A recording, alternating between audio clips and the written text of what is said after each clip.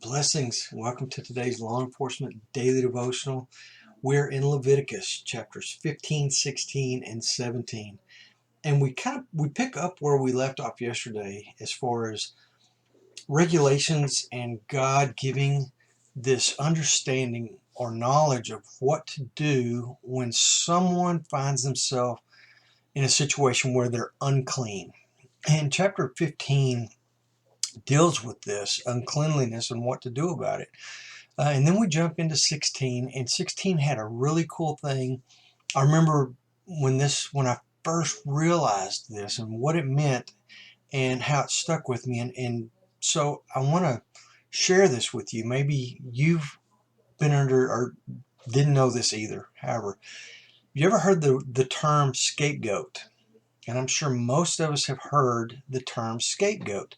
But do you know what a scapegoat is?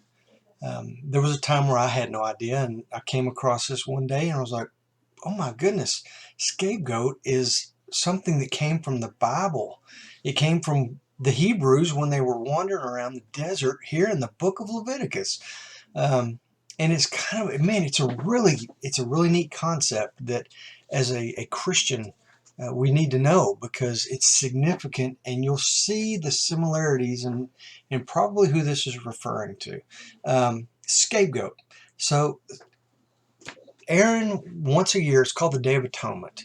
He would take two goats and he would bring them into the temple area and he would cast lots for them. And one goat would be sacrificed to the Lord, but the other goat, Aaron would put his hands, both hands on the head of this goat, and he would confess the sins of Israel. And then they would give the goat to a designated person, probably a Levite, and he would take this goat and he would walk it out way far away from camp to what the Bible calls a secluded place in the desert. And then they would let this goat go. They wouldn't sacrifice it.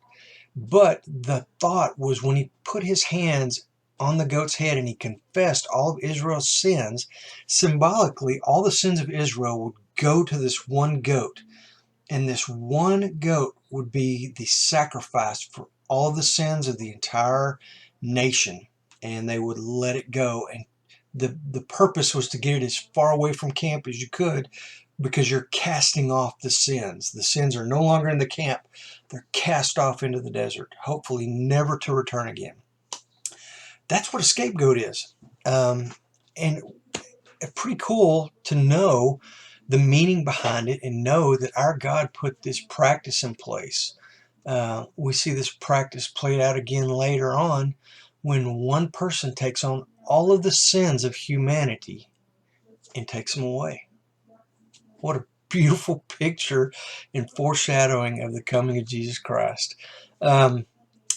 I don't want to skip chapter 18 real quick. It goes back into do not eat blood. We saw this 2-3 days ago when it says don't eat the fat of an animal or blood. Well, this one is specifically about do not eat the blood. And in 18 verse 11 it says, for the life of a creature is in its blood. I always thought that was really interesting.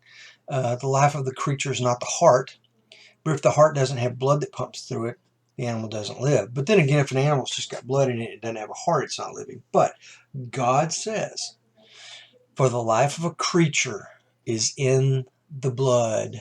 Yeah, really, really cool statement. But anyway, scapegoat, really neat. And as we go through the Bible, I just love the fact that we continue to see things that help us grow in our relationship with God, help us to recognize that Jesus Christ is in the Old Testament, which tells us how important this Old Testament book is and how important it is for us to understand the Old Testament as well as the New Testament. Anyway, tomorrow we're in Leviticus. I did this yesterday. Leviticus 18, 19, and 20. So read ahead, come back tomorrow, and let's find a law enforcement takeaway. Be safe.